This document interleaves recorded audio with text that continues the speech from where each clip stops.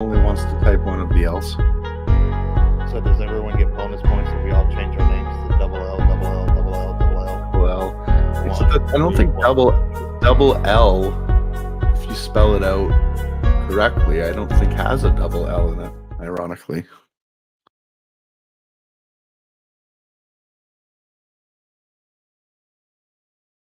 All right. We ready? We ready to win these 2 marble cards? Marble card packs? Marble card packs. Grub fish. Oh, I forgot to add everyone a billion times. Oh, well, next time.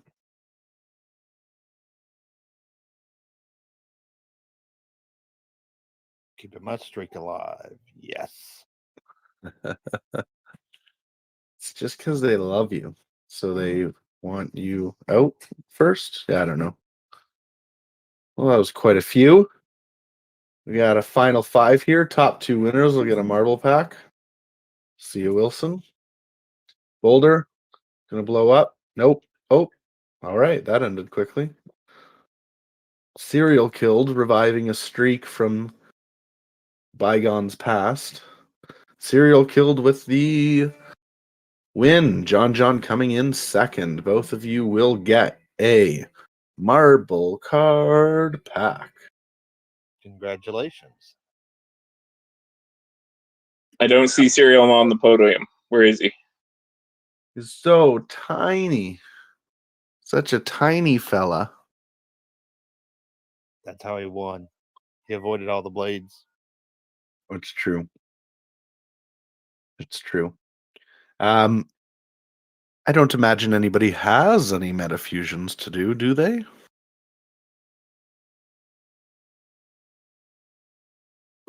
I have a pack to open. Maybe I'll have one after that. All right, let's do it. I'm gonna hop off screaming. I'm gonna hop off screening.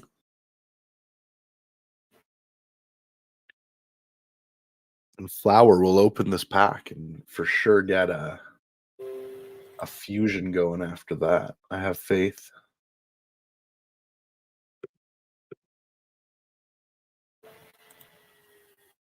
You see it there?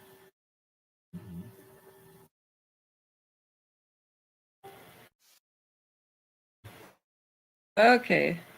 That's my fingers. Oh, Citizen pack, nice.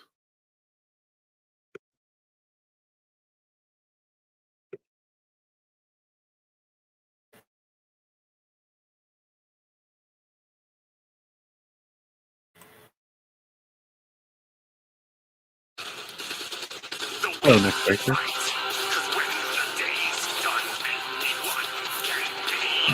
Champion. MetaForce.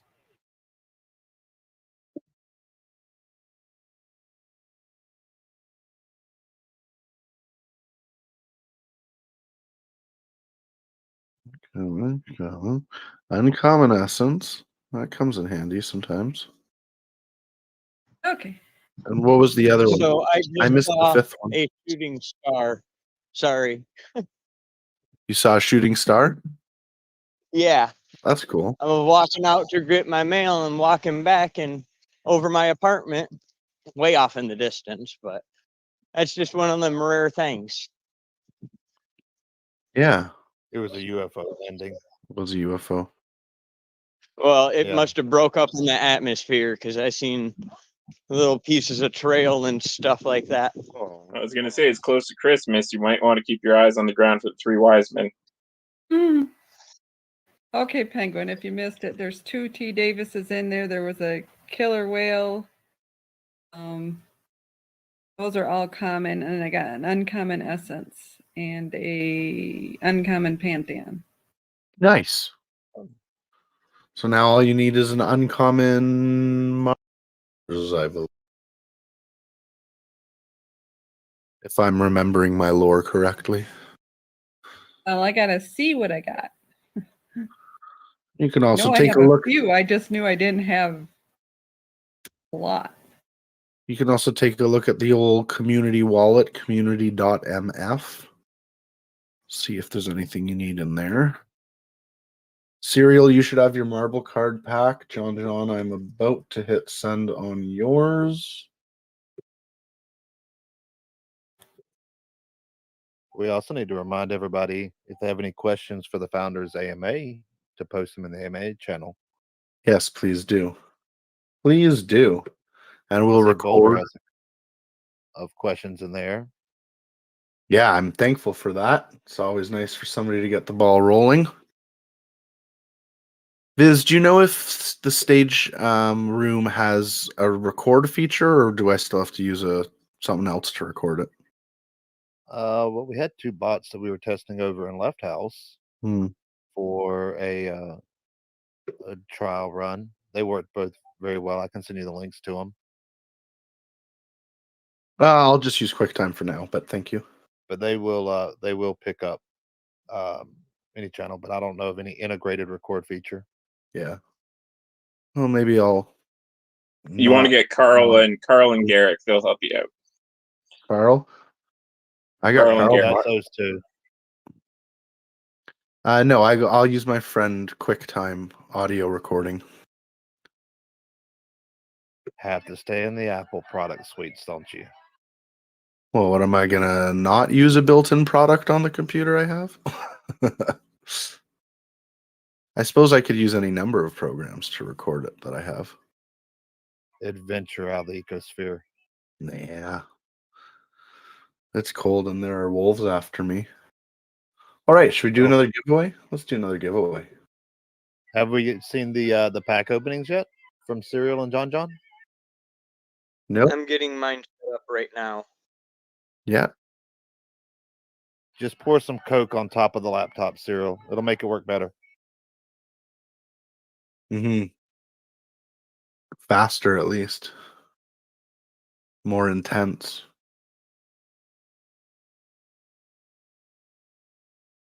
Possibly easier to anger. Look at this crowd. You know, you tell people that the founders are coming, and it's like, woo! I'm going to tell people the founders are coming every week, even if it's not true. Then you'll all be on to me. Yeah, I think they'd probably catch on pretty quick. Maybe the second time, Penguin. Maybe Perhaps. the second one. Perhaps. My silky smooth voice, eh? Why, thank you. Ah, yes, with that new microphone of yours. Yes, now I'm twice as silky and smooth. Ooh. Oh, wrong button. Wrong button. Trying to figure out how to screen share. Here we go. This one should do it. Yes, Penguin. There we go. Thanks, more cheese. Yeah. More cheese. All right. Let's open this marble pack. All right, we got Serial Killed streaming. Hang on 1 second. See if anybody else watches the stream. Got 3. I can't tell. I'll let you know. I can see it. All right. Yeah. Anybody else wants to hop in? Otherwise, Serial's gonna go now. Push buttons. Yeah, push buttons. You're good to push buttons. They are put.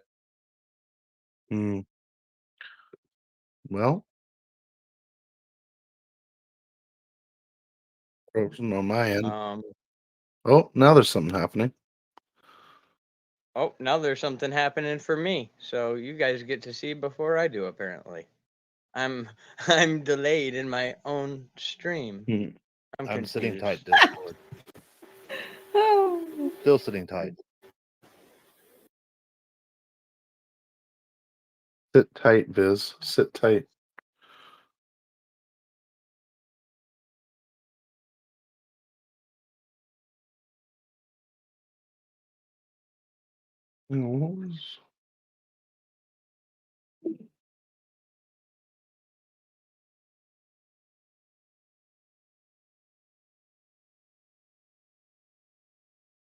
All right, another successful pack opening.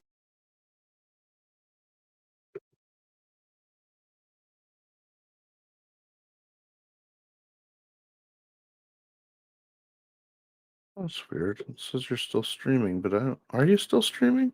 I don't think so. Oh yeah, it's just my computer being weird.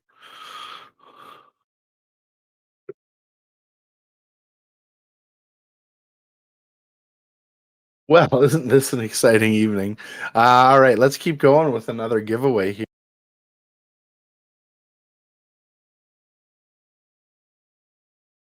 I think I have everybody even set up already.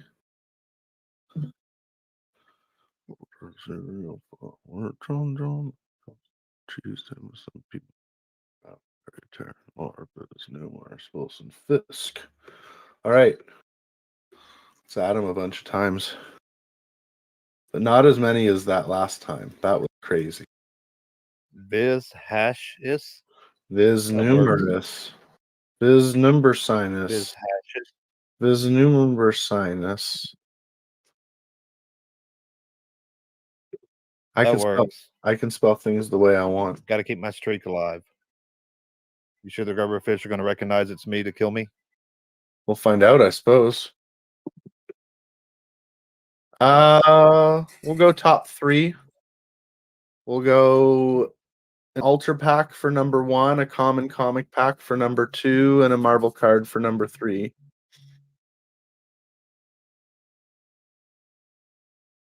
Oh, that was that was. I see my name.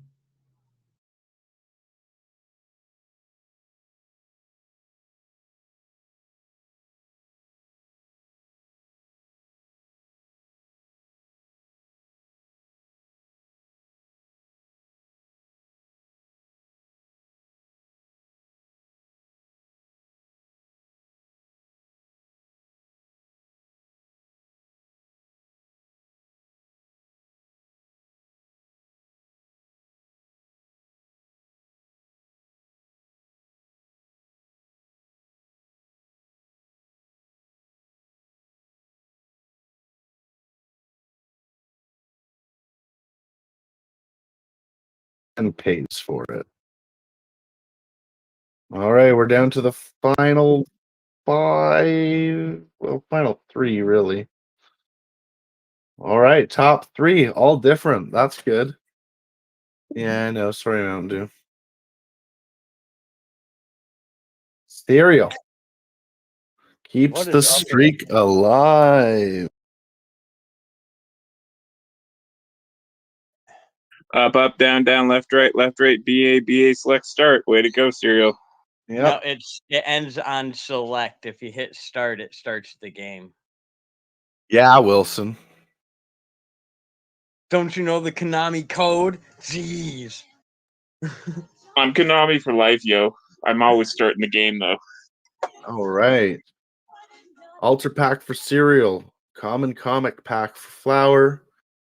And Marvel for more cheese. Marvel card, more cheese. But I don't like sending things out on stream. I get self-conscious. So what's everybody else got to talk about? What's in the news? What projects you following or excited about or collaborating on?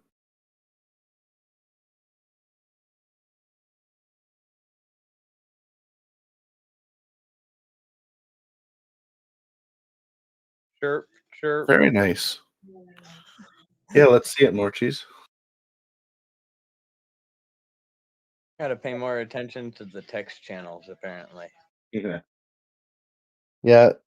There's not many people who enjoy chatting.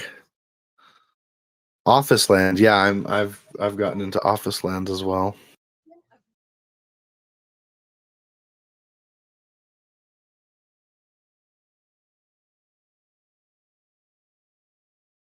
Just sending out prizes, and I can't do 2 things at once. You're migrating memories? Are you an Android?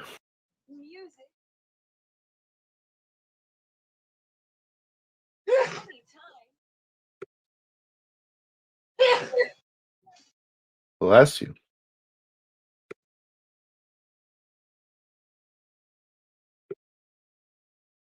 Gesundheit, as my father would say.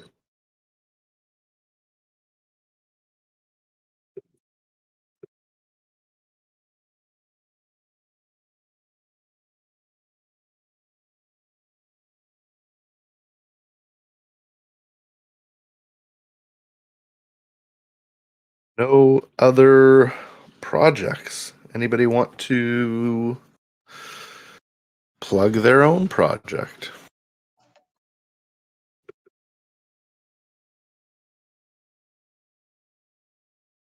Oh, that's a very cool NFT. More cheese, I like that.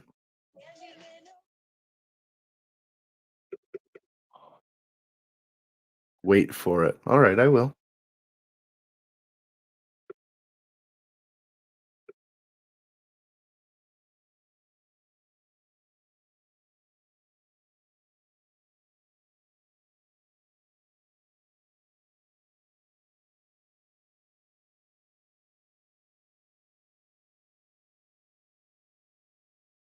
Oh no, what happened?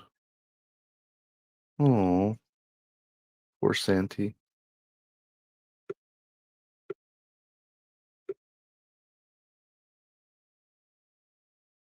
Yeah, it looks like it for real. That is unfortunate, Santa. What can you do, though? What can you do? Not much.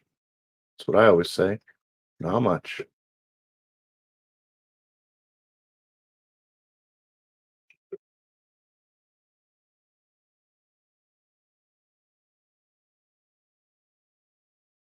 Have to introduce some tunes into this channel or play some games. I think I'm going to break down and get Jackbox.tv. We'll play that in here on Monday nights too. Maybe starting next week. Or should we take... Really, we don't even need to take a holiday break because it's not like the 20th or 27th are particularly big holiday days.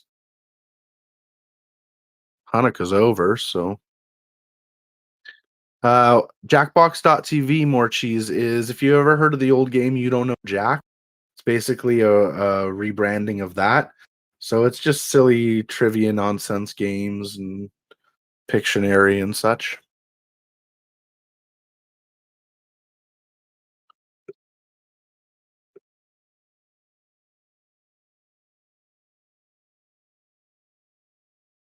Nice.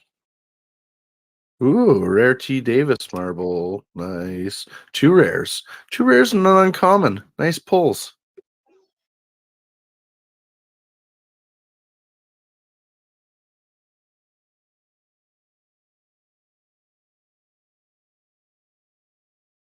Nice pulls indeed.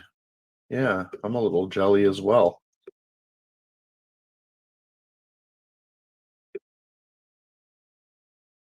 Once my internet realizes I have a pack or whatever, I will open mine. Yeah, you should have received it theoretically a couple minutes ago. Well, that doesn't mean you will. Oh,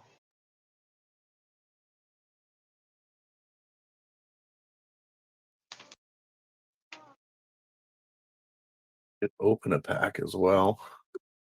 Haven't done a pack opening on my end in a little while. See what we have in the community wallet to open. Do, do, do, do, do, do.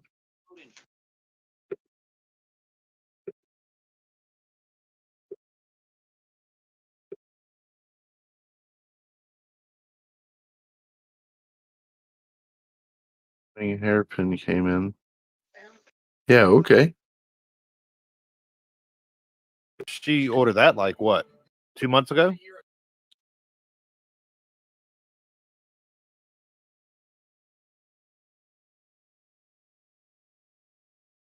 Yeah, that's it. That is a while. A little while.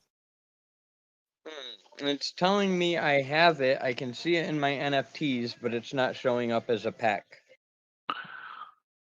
Well, that's Oh, are you? I think this one can only be opened on not Nefty. Ah, okay. Well then, I can find the link for you. Give me a sec here.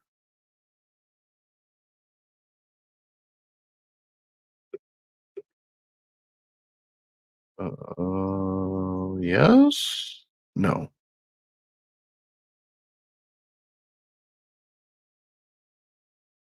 I found it. Oh, did you? Okay. Yeah. I'm still flailing around here. MetaForce. MetaForce. MetaForceComics.io. Oh yeah, it has a link. Yeah. Good thinking. Good thinking.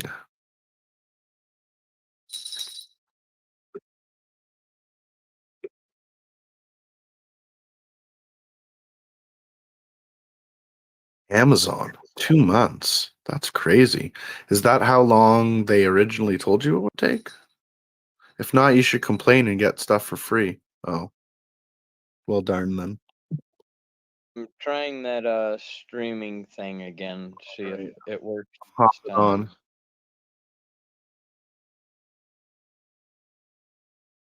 No, I'll respond to that in a moment more. I have differing opinions, but still in the same basic line of thought. All right, Serial, whenever you're ready. And to take it away. Let's push a button. Yay. I know how to push buttons. Oh, I gotta push another button. Well, technically, I just have to poke my screen. Same thing. Don't poke it too hard. You don't know your own strength.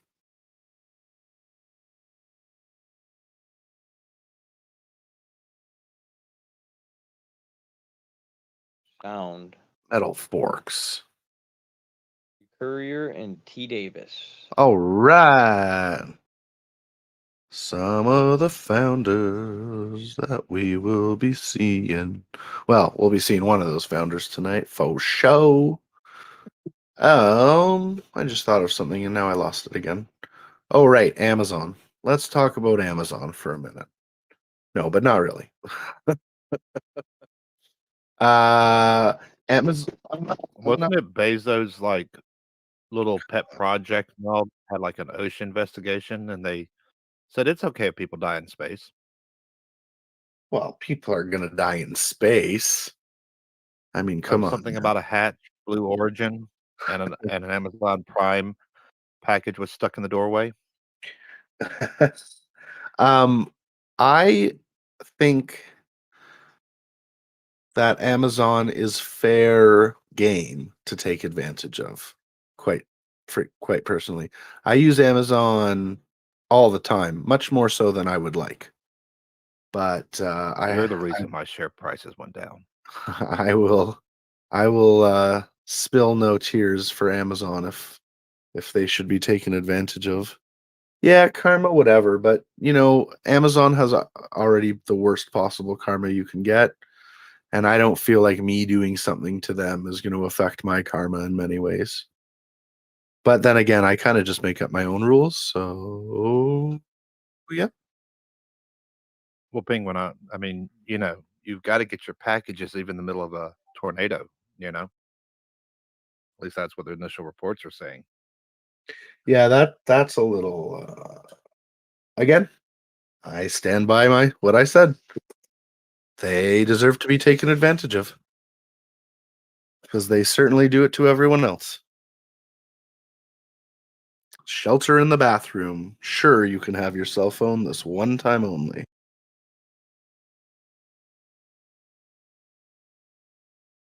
But And you have to go out to the car to get it first, then come back in the building for shelter.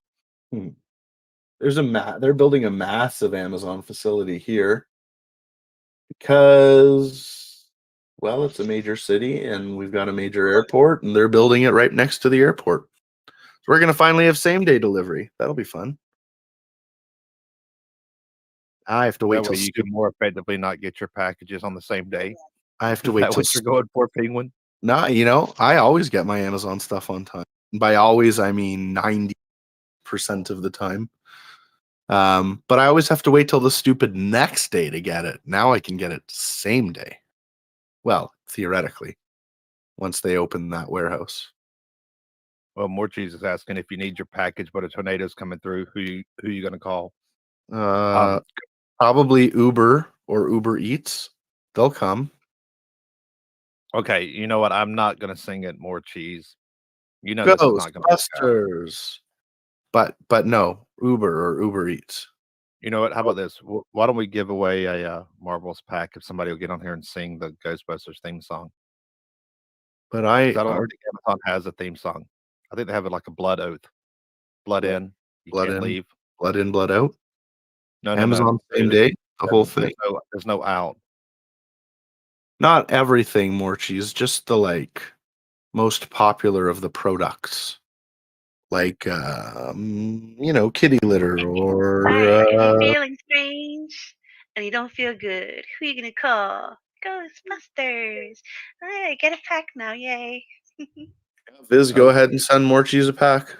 Have to go buy a pack. Do we even have any more packs on the market? Yeah, This I know. thing's expensive, isn't it? I got a million of them. I'll send one out. I got a million of them. Although I do have to say, thank you, more cheese, for bringing some entertainment. Yeah, somebody. Penguin and I having banter back and forth is just horrible engagement.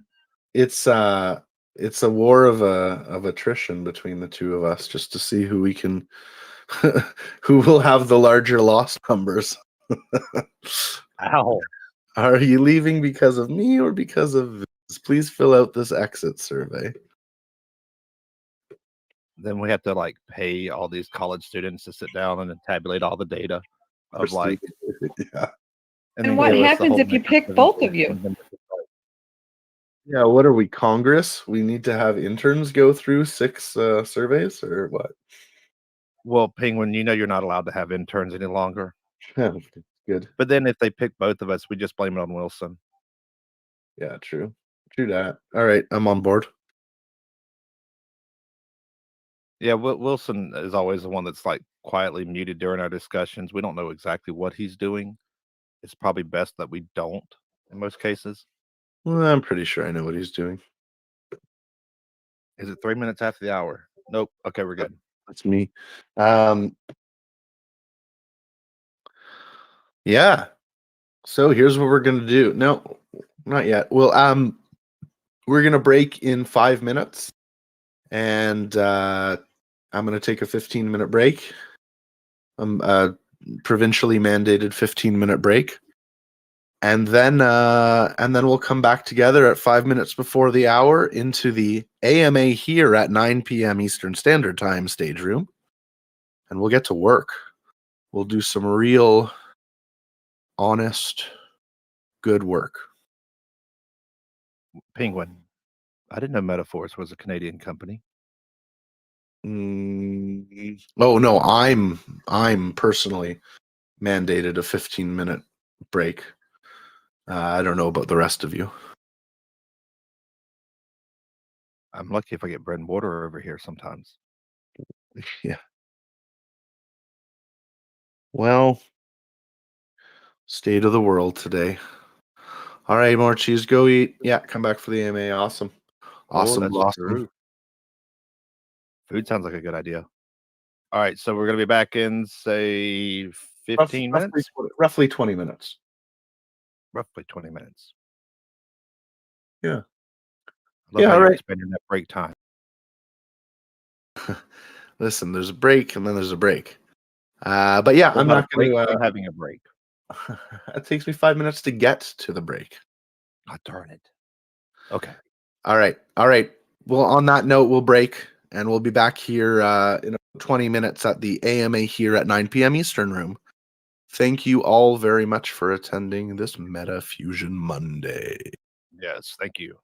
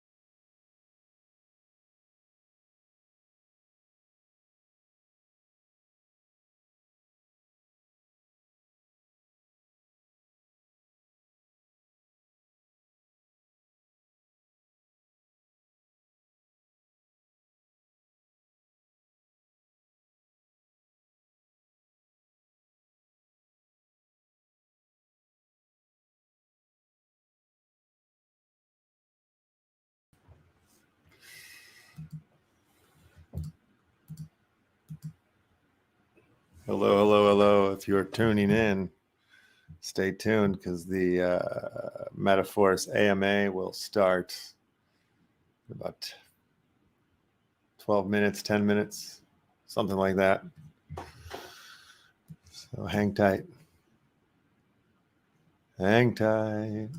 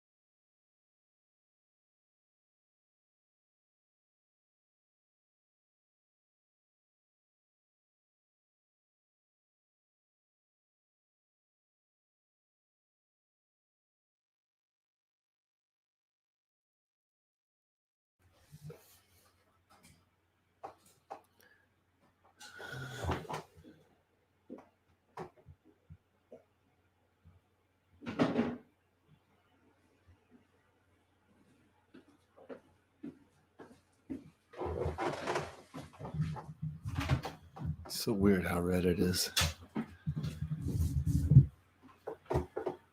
Hello, hello, hello. You are watching the NFT Action News, and shortly soon here we will be airing the MetaForce AMA live. Find out what the state of MetaForce is at this point in this juncture at the end of 2021. All the milestones that the project has crossed and what is in store in 2022. So stay tuned, folks.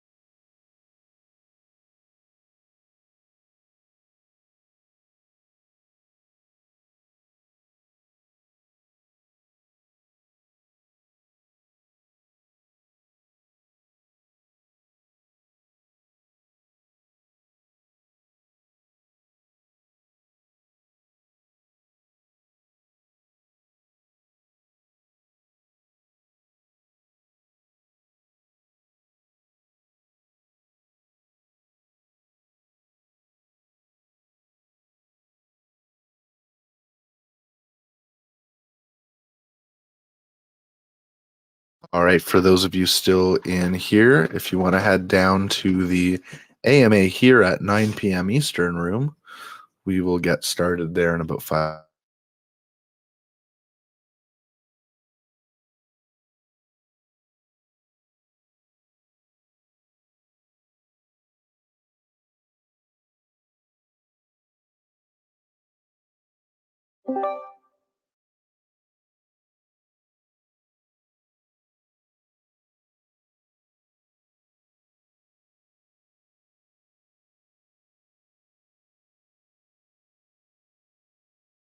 Okay.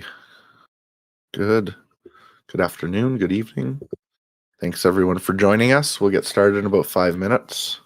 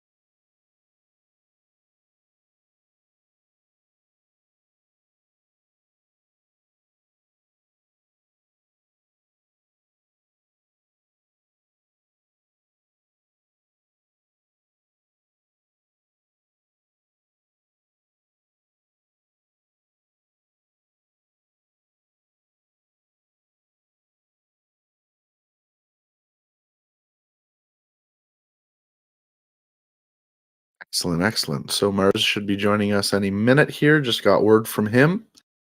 And then we will get rolling.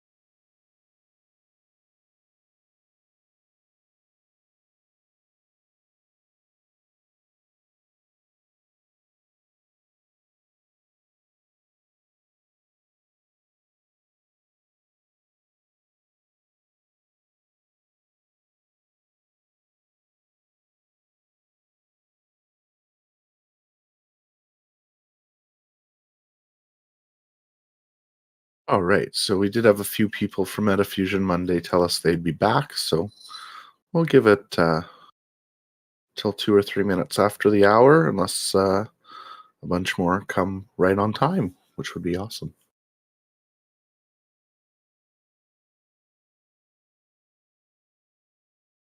Well, I suppose I could also do this.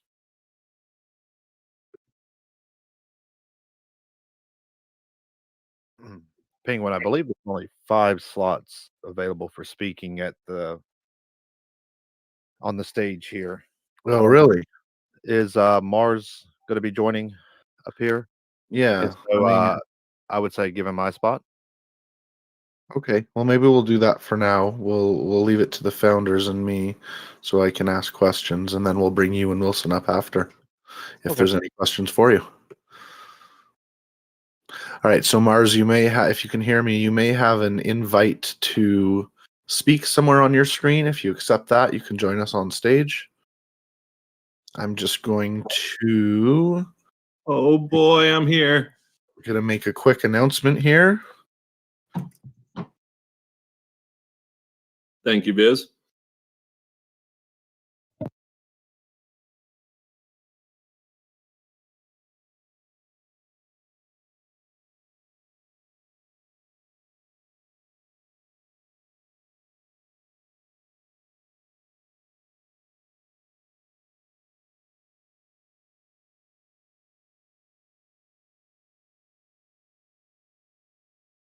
Right, so I'm going to start recording here so that anybody who's not able to make it will be able to see what we got going on, see what we were talking about. Yeah, we'll give it another minute or two here. We got more people in the audience than on stage, which is nice. Always a plus when that happens.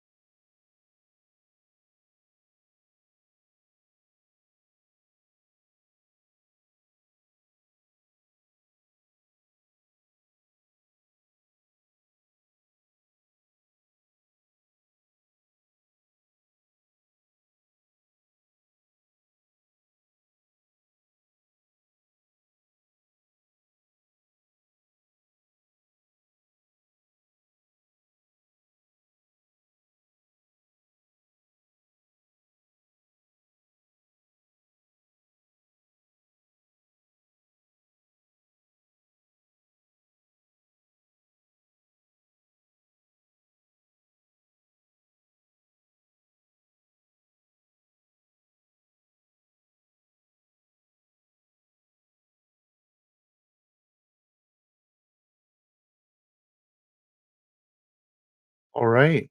Well, thank you so much, everybody, for joining us. Really appreciate you taking time on your Monday afternoon or Tuesday morning, wherever you happen to be, Monday evening.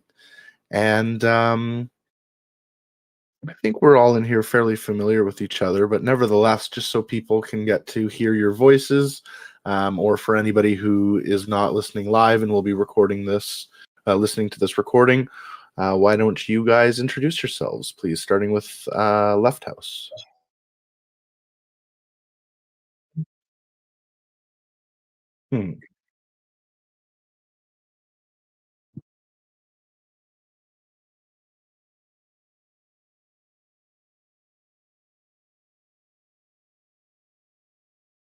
Awesome. Thank you, Left. Mars. All right. Yeah, I'm Mars Utah. Obviously, one of the co-founders of MetaForce Comics, known throughout the metaverse for various antics, including Red Planet art and other things. Yeah, very cool. And Recurrier. I'm a courier. I'm just a random guy on the internet. Aside from that, I think everybody else knows me. I help come up with MetaForce, and I make up a bunch of the weird things that we do. Yeah. Awesome. Thanks for joining us, all three of you. Good to have you. And to everybody else who's filtering in, much appreciated. Sorry, I forgot the applause button, but that's what I was going to do after you spoke. Recurrier, we've just had some well, I would say updates to the white paper, but really we've just published our white paper and it's got a lot of great information in it. Is there anything you want to summarize or talk up about the white paper to get us started? I mean, I think it kind of lays out the next step, which is expanding to other comics aside from just the MetaForce comic, and building on the collaboration and doing different fun things, and then eventually having a token for MetaForce comics that will be used for purchases and things of that nature that you'll only be able to buy with that token. It's going to be set up as like a dual token system, similar to the tokenized NFT stuff, where it's issued as an NFT, and that NFT can be traded in for fungible tokens, and those fungible tokens can be used for purchases. Exactly when that's going to come out, we don't know. We are still working on what the exact numbers are going to be in tokenomics, what they're going to look like, and figure out who's going to do all the smart contract work. We've been talking with the guys over at Kate, and we're hopeful that we'll be able to work with them to develop the smart contracts. That would be awesome. That'd be really cool. They're doing good work over there. As you are listening to answers, if that should stir any questions for yourself, you can either feel free to put your hand up and you can come up on mic and ask your question, or you can drop it into the AMA questions general channel, and we will go through those questions kind of interspersed with other information. Speaking of the AMA questions, Boulder Magic asks a few questions regarding future use. So anyone on the panel, if you can talk about kind of visions for future uses of the Marble collab we just dropped, or any of the cards from the Tear packs, or for any of the whitelist badges that have been given out. I know that in previous badges, they could be blended, I believe. Is that true of the case of the Marble pack whitelist badge? So we're first and foremost a comics and collectibles collection. So we're not trying to be an NFT game or anything like that. So most of what we design, it's meant to just kind of be fun. we are adding gamification to certain things because it's fun and it's interesting and people like it. So as we do different things, we're going to take feedback on them and, see what people liked and didn't like and make adjustments for there. Anything that's out there is potentially going to be useful to hold. We may decide at some point we want to do a drop for people that appear to be collectors and more committed to holding long term, but we don't specifically have outlined this is a use for this, this is a use for that. They're collectibles and they're meant to be fun and enjoyable. And so I don't know. I mean, a year from now, we may decide, hey, let's see who's still holding this, that, or the other thing. Let's see who has a very complete collection, and do something nice for those people. As far as oh, I just started getting an echo. I think there's a bit of an echo, Mars. Yeah. All right. That went away now. As far as things that are intended to be utilitarian, those are kind of outlined in the white paper. The wrappers, the open pack wrappers, those are intended to be used to craft for badges.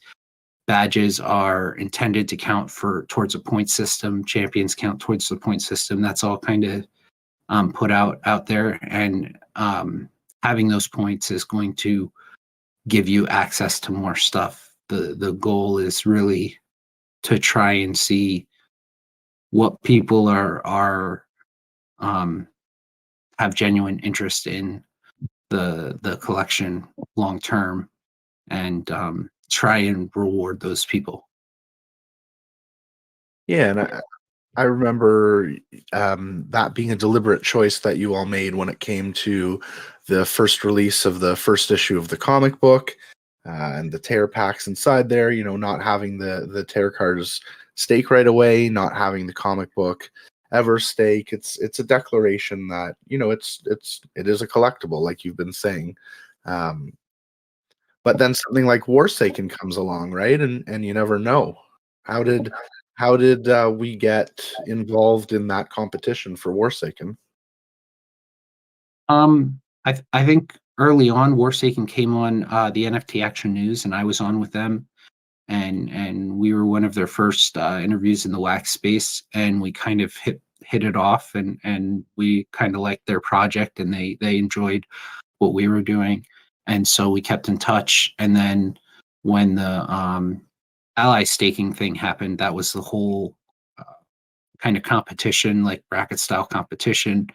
We teamed up with a number of other collections on wax, and we all of our communities supported each other, and we were lucky enough to get through to the final and become an ally. And so what that means is that we will be working with them to define a list of assets that will stake and figure out what value that staking is going to be. That's all planned on their part to happen in the January, February timeframe. So I assume at that time we'll be figuring out what stuff from our collection will stake and what won't, based on some metrics that they'll give us for their system. Yeah, I'll just jump in, and you kind of beat me to it there, Penguin. But yeah, it's as Recurrier said, we were built to be collectibles first, and Series 1 has the metafusion mechanic, but it's really just to have some fun with the storyline and immerse yourself more, into the story and the characters than to really necessarily be a utility. But with Warsaken and everything, obviously that can always evolve in the NFT space. So who really knows where we could end up? I think Recurrier touched on a lot of fun points. So, oh no, you don't get off that easily.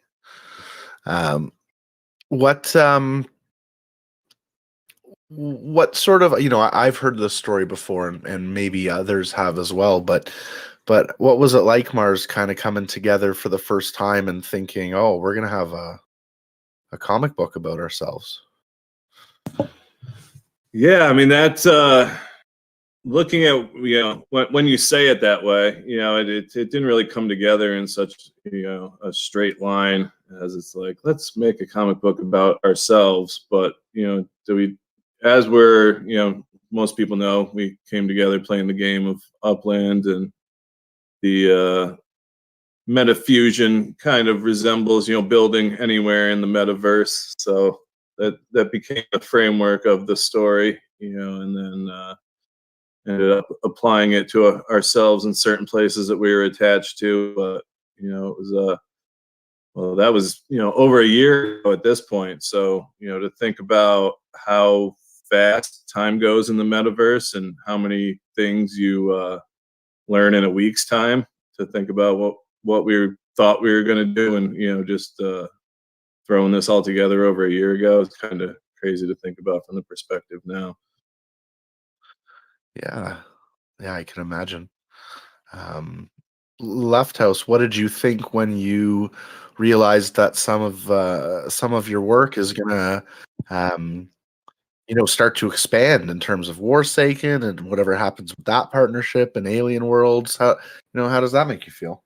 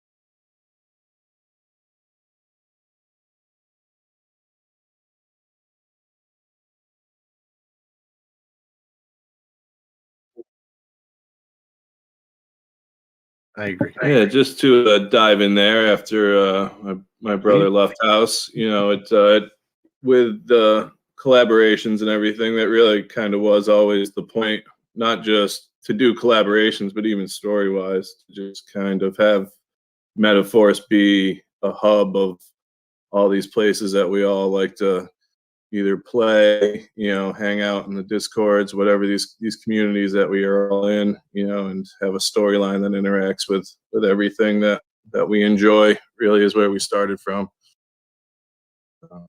It's a good way to have fun in the metaverse. But and then obviously you start official collaborations after that. But you see the cast of characters that we have in the Federation of Evildoers, and each of them are kind of geared to different areas of the NFT space. So that was always meant to be what the Force was about. That's awesome. Oh, apologies, you may hear my cat playing in the background. So I mean, I'm happy to keep asking questions for hours because I have so many, but if anybody in the audience has a question, like I said, you can put your hand up or you can type it into the AMA questions. We do have another one in there, also from Boulder. And no, I don't think we touched on this. So what steps has MetaForce taken to curb multi-accounting in regards to whitelisting and limited access drops, such as the recent whitelisting for the Marble Cards drop? So the whitelist for the Marble Cards drop was based on the top 100 people who had crafted. So to multi-account that, you would have had to done a whole lot of crafting in a whole lot of accounts. I don't know that anybody did that, but I suppose it's plausible that if somebody thought that was important to do, they would have to go out there and market buy a whole bunch of stuff and craft a whole bunch of stuff, and it would get really expensive. So I think that that in itself is kind of slows down the multi-accounting. In fact, it's better off to consolidate to one account to move up that list.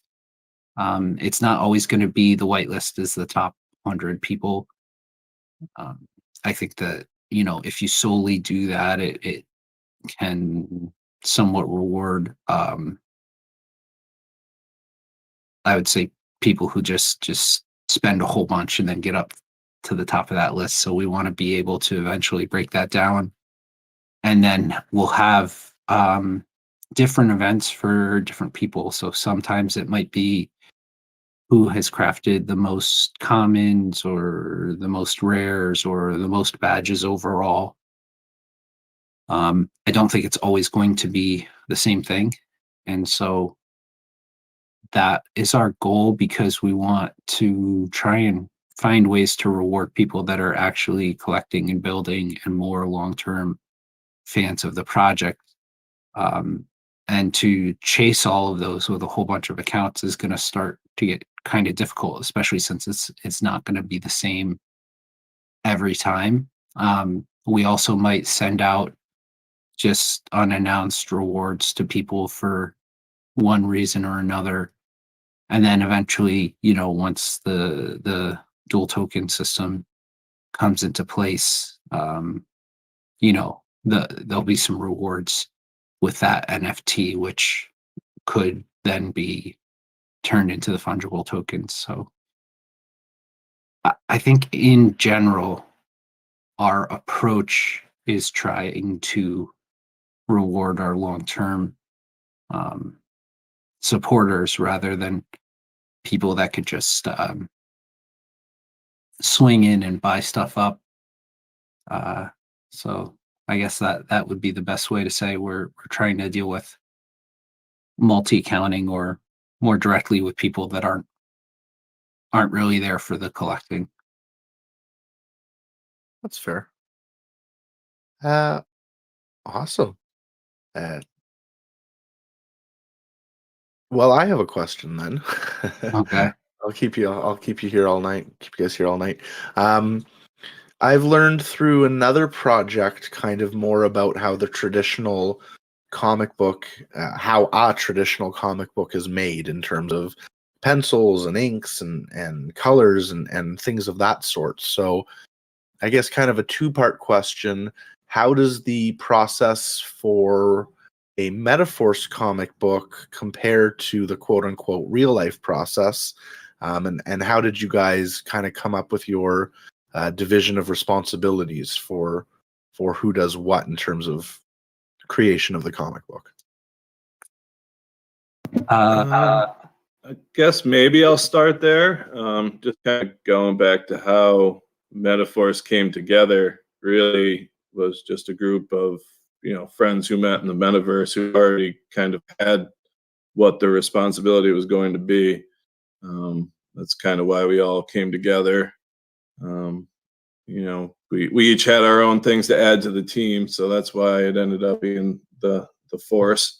But it's definitely a little different than that traditional means, just because really from the art side, it started from Red Planet Art, which started with myself and ADK Original, just learning what wax NFTs were and starting to make them, and just figuring it out as we went with no real process. Obviously we had done a bunch of art and been into comics, but the whole thing really is a learning process and done 100% digitally.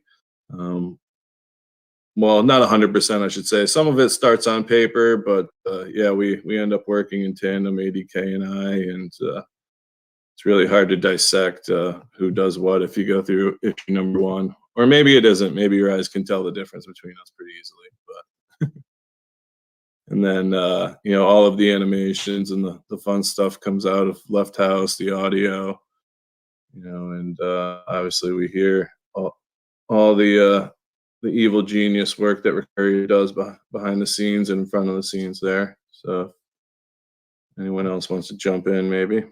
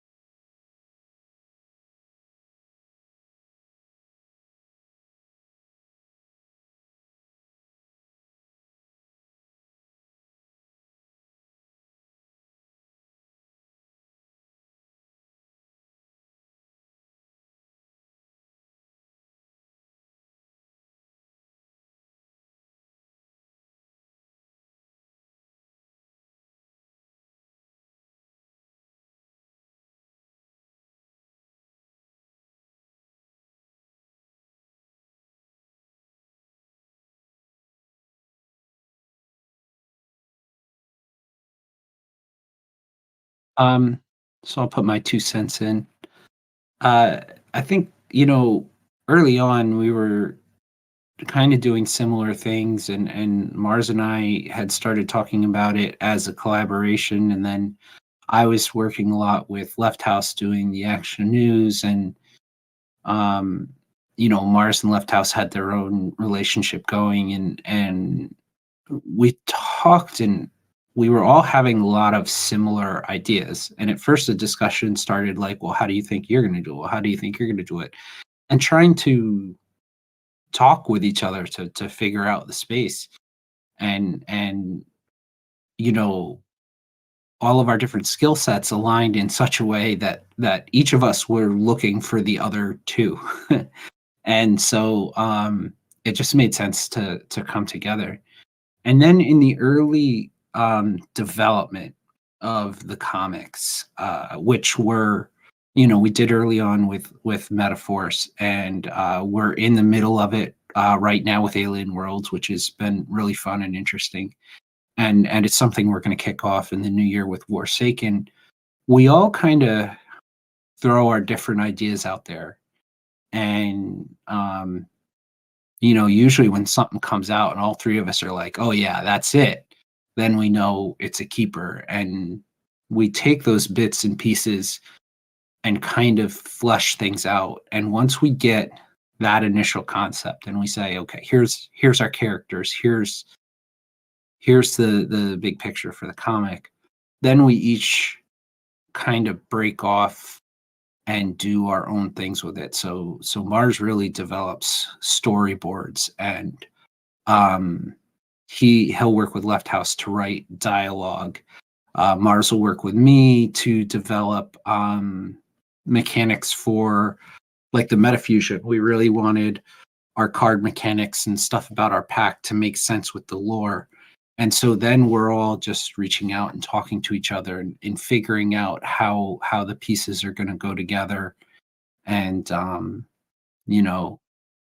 working through all of that. And we had the collectibles at first, and then we had kind of the backstory all written, and we knew what was going on. And then we knew how we wanted the comic book to work. But then,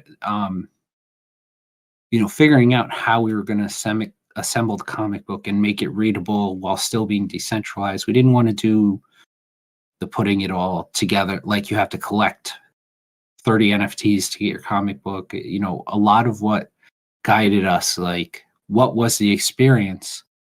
that we're trying to recreate. You know, when a new issue of the comic book came out, you went and you ripped open that pack and you got your comic book, or maybe you got 2 comics, you know, one to read, one to keep pristine.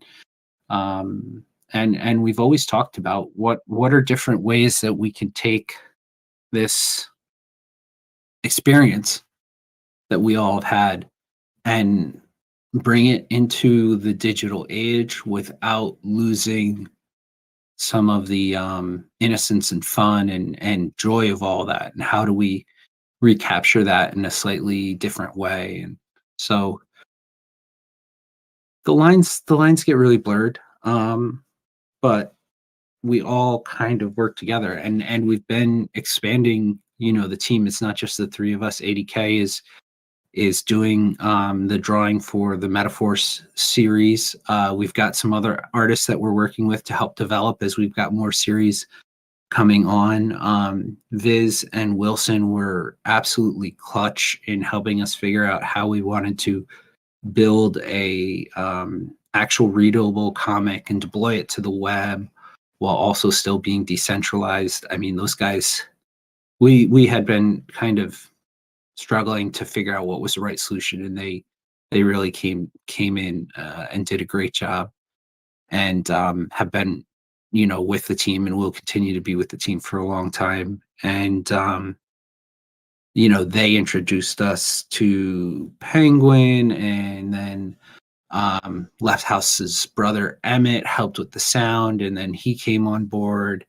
And recently, you know, we've got some developer friends that are coming on board and helping us figure some stuff out. So it's really just as we reach each new goal and we hope to expand to add more to it, you know, more people come in and start helping out. And I'll just jump in there before I lose my thought, you know, and Courier was touching on, you know, just the beginnings of the Metafusion, what we wanted to accomplish with Series 1 and all the things we were tackling. And, you know, it really was just such a different world in the NFT space at that time, too. You know, to go back to Boulder's question, kind of, you know, when Series 1 and MetaForce was conceived of, you know, a lot of the NFTs in the space, most of them, you know, utility wasn't really a huge part of it. You know, there are a lot of art and just collectible NFTs. You know, Blockchain Heroes was, you know, probably the biggest thing in the wax space. And, you know, they had their burn mechanic, but, you know, everything seemed to just be geared towards burning, you know, commons or, you know, less rare things to get a more rare thing. You know, so that's how we ended up with Metafusion following the storyline, you know, and actually creating the champions that don't come in the packs, you know, so that you have a reason to play the game and not so much just, you know, chase those higher rarities and, you know, make other pieces of art in the collection feel disposable. So, but yeah, there's a lot of considerations in the beginning, and, you know, a lot of things that we dealt with that seem super easy now that, you know, back then were really hard. So it's yeah, I think that's an important point. There are some collections out there that they just sell build cards, and you've got to build everything else, or they sell whatever, just they oversell and they say you've got to construct all of these things to get the cards that you want to get. And I really try very hard to look at, like, well, what will the percentages and the rarities be before and after? We stayed away from the whole, like, burn all your commons to get uncommons, because the rarities then get all funky, and, you know, you have commons that are more scarce than uncommons and stuff like that. So we've made conscious decisions on our burn mechanics that such that they don't adversely affect those rarity structures. And you know, I do a calculation. This is what'll happen before the burn mechanics. This is what'll happen if we get 100% burns. this is what'll happen if we get, somewhere in between where we're expecting. And I have, rarity percentages before and after, and all of those things. I don't feel like this is a sprint. I want 15, 20 years from now, the stuff that we came out with in 2020 and 2021 and 2022 and so on and so forth, all to still make sense from a collector's point of view and not be like this confusing mess of stuff. So I'm always thinking like, what's the long-term effect of the decisions we make in the value of these things when we're talking about them, with our kids, or our grandkids or whatever. So let's talk more about that. Let's well, I guess a couple questions stemming from that. One would just be in terms of the more immediate future, the next 12 or 18 months, specifically for something like Alien Worlds. That's a massive opportunity, where we feel that's going to look like, or what we feel that's going to look like in 18 months. And then, yeah, talk to me about 10 years, 15 years down the road. Let's dream big. What do you got? All of you. So for Alien Worlds, we've had long-term discussions with the Alien Worlds team. We know where they're going with the project over the course of the next year and more, and we are aligning the goals of the comic to align with that. Now, obviously, we can't discuss that stuff because it's not all public yet, but when we're making these partnerships, we're not looking to like, hey, let's do this quick, money maker and move on. With Marble Cards, it wasn't a big sale. It wasn't meant to be a huge money maker. It was meant to be fun. We were very lucky in that we're going to be one of their first verified collectibles. We both thought it would be really interesting to do a cross-chain thing. And for me, I think when people look back and say, who was the first collections to do whatever thing, I can't think of anybody else who has had the structure of what we've done with Marble Cards, that we helped them launch their verified collection on Polygon. And then they did a sale with us on Wax. And then you could do your blending on Wax to go back and earn one of the first verified collections on Polygon. I mean, it's, I think holding that limited collection of cards that were sold for that, I don't know if anybody's heard of NFT archaeology. That's where people go out and are always trying to find what was the first this, what was the first that. For me, I'm excited to hold all the MetaForce stuff because I think we're going to be a collectible many, many years from now. And our long-term value isn't focused on like just short-term play to earn or something like that. But we're not ignoring that stuff either. We're partnering with play to earn games. With Warsaken, we're just going to be starting the development next year. So we're going to see what that's going to look like, but we certainly don't want that to be a short-term thing. The Marble Cards community loved it, and they've said already, like, hey, we want to do when's the next time? When's the next ones you're going to do? So we're talking about maybe we do it again in a few months with the alters and the Fed, and who knows? At that time, we might decide, hey, the people who are holding a bunch from the first time, maybe they'll get whitelisted. Maybe we'll have 2 whitelists. I don't really know. We kind of play that a little bit by ear, but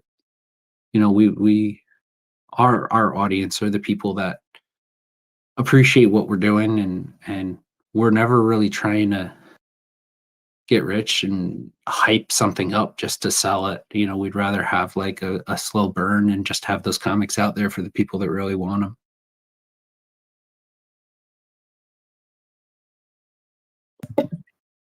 And I'll just say about the Alien Worlds, where Courier mentioned earlier how we come through the beginning of this creation process, and we're getting to that exciting point.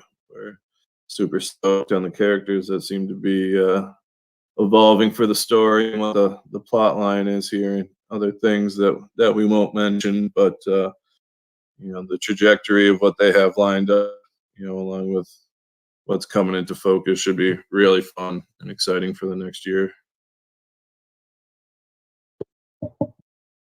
And so, Mars, have you ever thought about it? Something like, Rick Courier says it's a 15-year project, and sorry, that's not what Rick Courier says.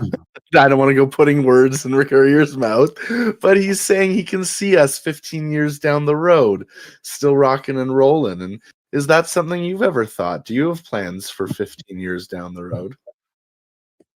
Yeah, I mean, I think that's not that we've never had an expiration date on anything. I mean, obviously, we've always thought long term, putting the year expiration date on the Series 1 card packs.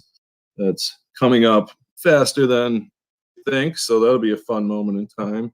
But I think our vision was always for this to just carry on as long as we can make it work, and hopefully that's 15 years. I know I've started to develop some walkers for the champions and things like that. No, I'm just kidding. But I mean, we've definitely never put an end date on things. So I'd love to see it continue to evolve and pick up more new partnerships and more fun people to work with. Like we said, we owe a lot to Viz and Wilson, everybody else that helps us out and is on the team. So as that continues to expand, I don't see any reason for it to stop at 15 years. Hopefully, I don't know. We'll see if anything's built into the smart contract, like the packs, for 15 years. That would be something. And left, like, are we talking summer 2030? The biggest new blockbuster is going to be the MetaForce movie, or what are we thinking there?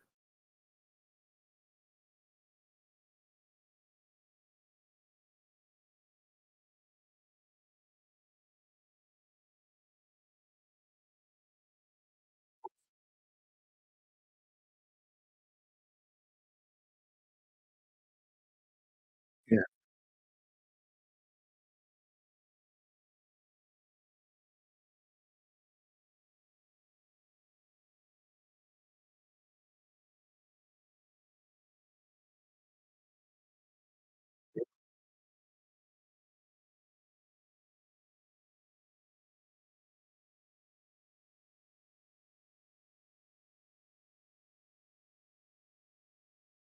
Well, to touch on that, so we are gonna we're partnered up with Immersis. They are currently we've given them the templates that they need, and they're currently building our comic books to be 3D and readable in Immersis.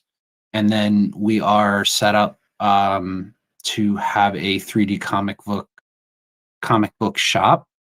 So in 2022, and this is based really more on their schedule than ours, but you're going to go into the 3D shopping portion of Immersis, and you're going to go into the MetaForce Comics shop, and you'll be able to be in there and read 3D with your avatar any of the comic books that we as a publisher put out.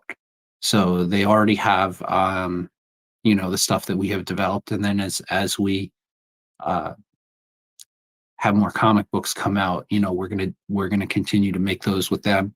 And then I foresee at some point we'll be able to do they have wearables in Immersis, and we'll partner with them, and we'll make MetaForce wearables and stuff like that. So that's a for sure for next year. with Immersis. We already have in Uplift, we have a place built, a MetaForce headquarters. There are different altars are there. There's a lot of different tunnels. There's like a kind of a almost like a special underground lair or bat cave type thing for the Hell Camino. So that's been built, and we work with we've got some builders that are continuing to work on that and develop that. So I mean, our big thing is collaboration, and that's more than just like, you know, collaboration drops. It's at a much deeper level. We're trying to set up long-term partnerships that help to connect not only the wax space but the cross-chain space. So, you know, walking around experience MetaForce 3D is like a for sure thing, not a dream. It's in process now. They have our comic books and they're building them. Yeah, I know lots of people are looking forward to that. Immersis is going to be big. Okay, so shifting gears a little bit then, what are, you know, I'm sure there are lots of people in either in the audience now or who are going to be listening to this during some of the replays, and you know, they're wondering, what are some of the stumbling blocks maybe that you encountered? What are some things people should be aware of if they're starting to create a project on their own? It's a fast moving space. I mean, whatever your idea is, by the time you implement it, there's 4 or 5 more new ideas. So it's a fast moving space, and I don't know, avoid the lure of easy money, like build for the long term, make a plan and execute it rather than just winging it and trying to get out there fast and dirty. I will say just on the MetaForce comic, you know, and I'll speak for ADK too on this one, you know, just the amount of art that's actually contained in a 16-page comic book, even compared to some of the art and, you know, some of the full card sets and other things in the wax space, really, not that we necessarily underestimated it, but it, you know, when you break it down into that, it really is a tremendous amount of art to get done and visualize the first time through. So, you know, it is, and just putting together that book in general, you know, as Ricardo said, you know, it's a fast moving space, but and a lot of the things that we've done, you know, we're, you know, breaking ground on it. So it's, you know, a lot of interesting things along the way when you're doing things for the first time. And I'm sure, you know, Viz and Wilson could speak more to some of those difficulties too and challenges along the way. So I think all around, when you start on, you know, an endeavor like that, you know, it's always ends up being way bigger than you thought it was going to be when it started. We can fit more than 5 people up on stage. So there we go. We're testing the systems already. I think we were trying to be polite, but yeah, we've heard our names enough. That part of it is very interesting on getting together when these guys came together and talked to Viz and I about figuring out a system to put this into the traditional comic book style, but also present some new fronts of technology. It's not to say that technology isn't out there, it's how it works within this space, I think. And that's a lot of what we see out there is we're reinventing little bits of technology to fit into how this operates. And with that was an immense learning curve, you know, just to see how different dimensions fit into different gameplays of the mechanics, and even just the finite of getting something down to the proper space to fit into what makes the front end compatible right now. To take, like, you know, you go to a printing press in an old form and you put out so many odd cuts of copies, and you press so much paper, and boom, out it goes. It's figured into a standard. When you get into a digital space, you can make it as graphically impressive as you can, but then you have to take all that information and figure out how to make it as compact as you can for deliverables and all that other kind of stuff. So there's even beauty, and I think in the technical side, there's an art to it too that goes along with just not the front end too. So it's quite interesting on that. And as a fan of comics, this is just a crazy world to be a part of. Sorry, Viz. Oh, no problem. No problem. Just add a little bit more to that too. The MetaForce team has got incredible art. And one of the things that we have both done, Wilson and I, is to make sure that that art is displayed in the best way possible, especially in regards to the comic book. Left House has done amazing work with the animations to the stills that both Mars and ADK have completed. So it's an ever evolving process, and I mean even the system that we're using now is going through iterations of improvement to just keep adding more functionality, more availability. And as Wilson said, one of the things that we struggle with is to make sure that we package this thing as small of a package as possible, but give the biggest bang there is. We deal with screen resolutions for mobile as well as desktop and anything in between. So we want to make sure that the art that is produced is displayed in the best way possible. So it's always going to be an evolving process for us. And when we talk to stumbling blocks and things like that, it's always holding true to the core tenets of the blockchain, that true ownership is maintained in all aspects. And that is one of the things that MetaForce actually does is strive that everything that we produce is put out there on the IPFS system so that it is going to last well beyond us, and hopefully will be part of the NFT archaeology, as Recurrier has previously stated. Yeah, I mean, I have comic boxes sitting in my shelves that I worry that my cats and kids are eventually going to destroy. And all I have to worry about now is quantum technology destroying every bit of my ownership now. But it's there, and that's, I think, the neat thing is you have these assets that aren't going to degrade. They're part of your collection. You're building something is forever sort of written in history and written on there. And you're getting the people that are part of this first experience, the lore stories, the MetaForce, these alien worlds that are coming out.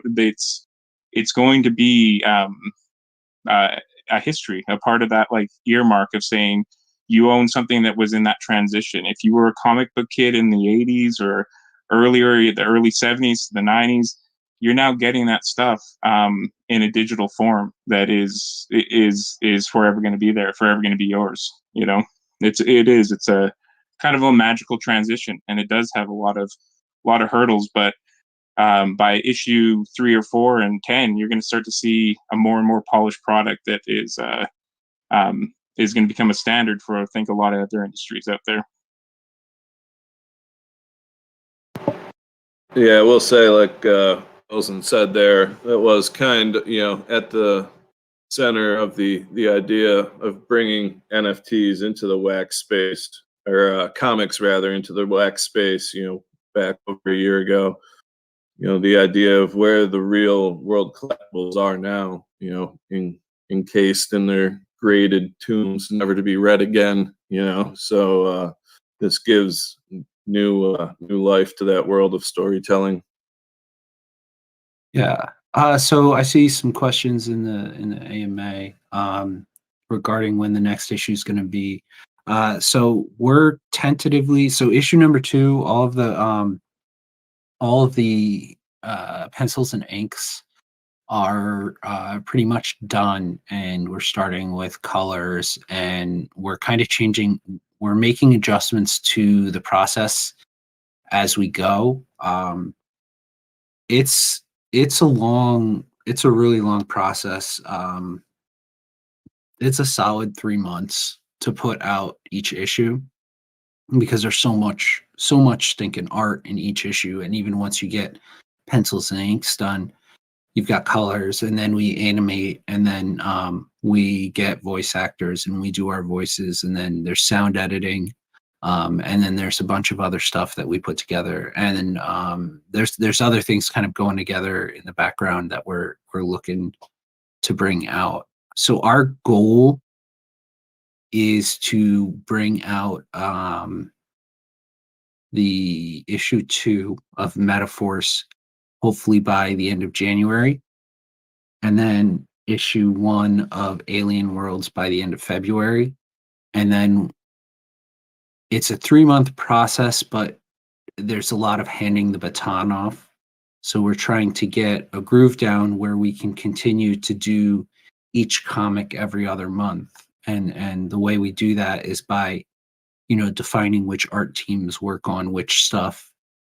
And then, we're going to see how Warsaken fits in there.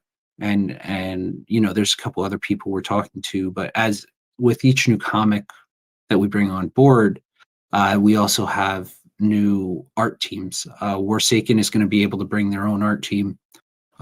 With Alien Worlds, we're collaborating on the art, and we've brought in some really great artists. You can see, for those that collected the Alien Worlds promo issue 1, the Mars kind of comes up with the storyboard for the art, and then works together with other artists to define it and do the inks and the colors and all of that stuff. So our goal is to put out 12 issues next year. Hopefully we get there, and we can get everything working smoothly. But we definitely had some iterations on some things to figure out, and how to smooth things out, and make it go good, and predictable and repeatable, and getting the right art team together to be able to hand the baton off is the key. And our first time around, we wanted to just do everything, just have one guy grind through all of it. And it's it doesn't lend itself to timely production schedules. So we're looking to really clean that up. And then as we grow and as we bring more stories online, we'll have to grow our team to meet those needs. So we're just looking, slow and steady in that regard. And then we've got our goals of what we want to do, and we'll see, if we can hit something out every 4.5 weeks, that's going to be awesome. If it stretches a little, we'll see, but we definitely don't want to go, 3 months between issues. And just to add a little bit to that, one of the questions, one of the parts of the question is what is the release schedule? And then Rick, you had mentioned that we want to do both MetaForce as well as Alien Worlds. To kind of clarify that, we're going to be running not only the comic production for each of those series sequentially, but also concurrently with other projects. So that's what will lend the development of multiple titles at the same time frame. Yeah. And we still do, while we're putting all of that stuff together, we're still doing collaboration art and other things that we've got going on. We're developing new characters. You will see new characters in issue number 2. You'll meet some new people in the MetaForce multiverse. And the other thing is, we talk about, well, how, like DC has the DC universe and Marvel has the Marvel universe. We're not ignorant of that while we're designing things. We want to see how all of these different comic lines may or may not be able to exist on the same plane or on multiple different planes of a multiverse or whatever. So we try and think down the road a fair bit when we're developing a new series.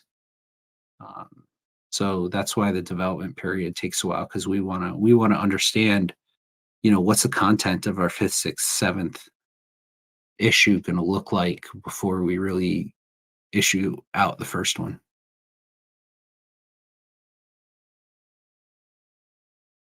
Very cool. Very good insight into the process and kind of the, not only the struggles involved with creating a project like this, but also the realities involved with that. So unless we've got any additional questions from the audience, I think everything's been answered. And One thing. yeah, I'd love to open it up to everybody on the panel for final remarks. So go right ahead, please, Left House.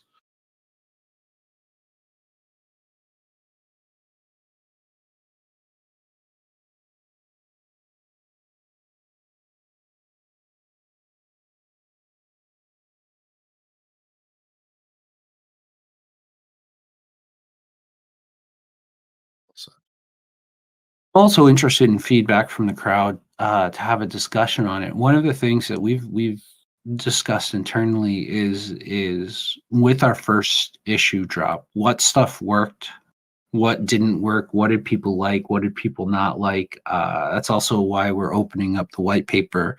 We're looking for feedback and comments. In particular, our packaging, we had this idea that, if you wanted a common, you'd buy the common. And if you wanted a rare, you'd buy the rare. And then just a couple people in the commons would actually get a rare. And some people that bought the rares would get the legendaries. And we're not sure if that's the way to go. We talked about just having one pack and you get what you get. You could get anything in that pack. We talked about having a combo pack that you could buy that you would get all 3 rarities in that. And that would obviously be, more expensive. And, we're really interested in hearing people's feedback on how they want their comic buying experience to work. Do they want to just collect commons or just collect, do people care to get all 3? Do they have particular favorites? I think we want to do it in a way that we're giving the audience what they want. We definitely found with our first drop, when you're doing like a collectibles drop, people want to buy a bunch of packs because they could get this, they could get that, they could get whatever.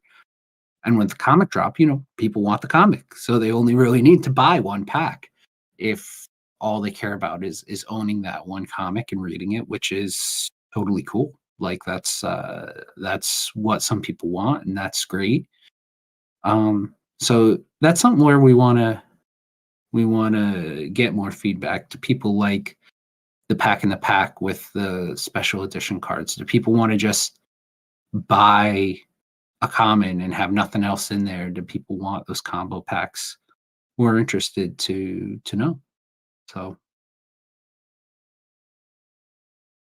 yeah. I think that's an interesting line too. Like, as much as we're on this end doing everything, I think a community's building this model too. So yeah, that input's important. And I know that it's like I mentioned before, it's a neat process to be part of the ground on and to see it develop.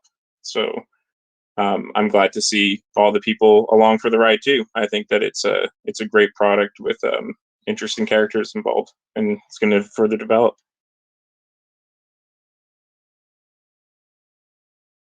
Any other final thoughts from the panel?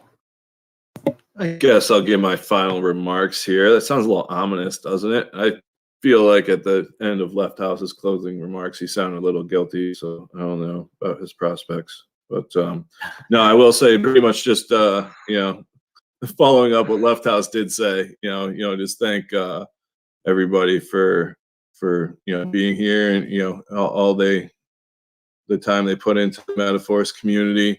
It is super humbling and just an awesome place to be in to be able to express myself, and I'm sure I can speak for the others, express ourselves in our various ways, and have everyone care so much and have such a great experience with the community. So, none of that would be possible without the people here and the people listening.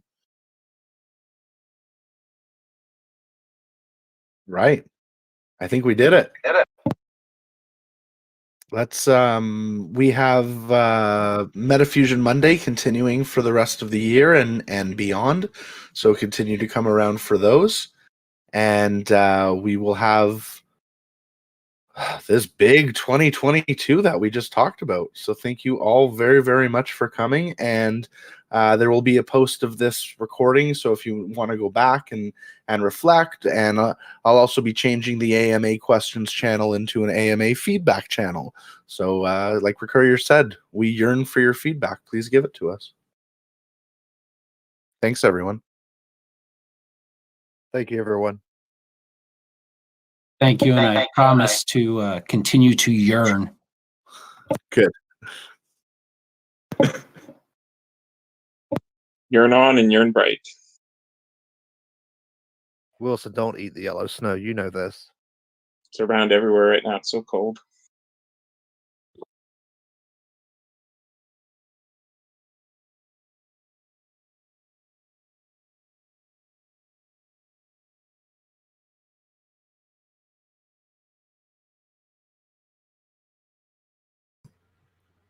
There we go.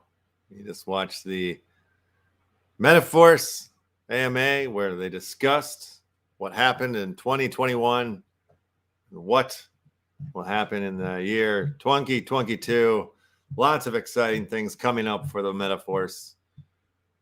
Collaborations with Alien World, collaborations with Forsaken, and beyond.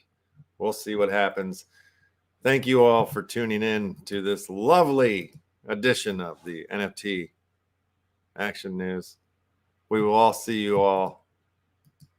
We will all see you all tomorrow on the NFT Action News at 1 p.m. PST when we are visited by Mercenary Art Studio. Okay, peace out.